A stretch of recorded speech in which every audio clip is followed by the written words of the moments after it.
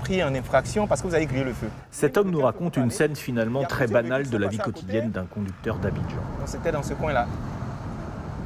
Et il y avait des véhicules garés jusqu'ici. Un feu passé au orange, des arrestations par la police. Ça insultait, les injures fusaient. Et une police de mauvaise foi, selon lui. Il récuse l'infraction. Et un curieux dialogue s'engage. Vous me dites que je suis dans une infraction, je ne reconnais même pas l'infraction en question. Donc qu'est-ce qu'on fait? Il dit, ah mais maintenant c'est à toi de voir comment est-ce qu'on peut s'arranger. D'autres savent, bon, quand on met le chapeau dans la voiture, ça veut dire quelque chose. Quand on prend les pièces qu'on regarde à l'intérieur, quand il n'y a pas de billets, on te jette les pièces là-dessus. On te dit, voilà, t'as pas mis les papiers là-dedans. Voilà, ils ont une façon de parler. Un arrangement, c'est un pot de vin. 5000 francs cette fois-là.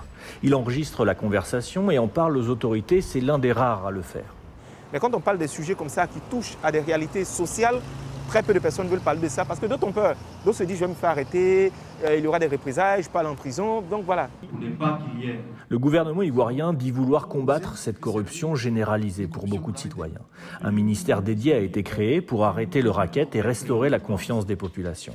La volonté est réelle de réduire le phénomène de la corruption et d'adopter une politique de tolérance zéro à la corruption. Des directeurs généraux ont été suspendus et les audits sont en cours.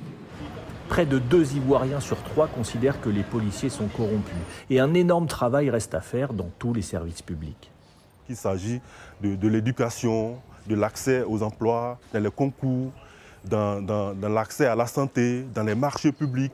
Il n'y a pas de sanctions. Sur les 12 derniers mois, l'organisation Transparency estime qu'un tiers des usagers des services publics en Côte d'Ivoire ont payé un pot de vin.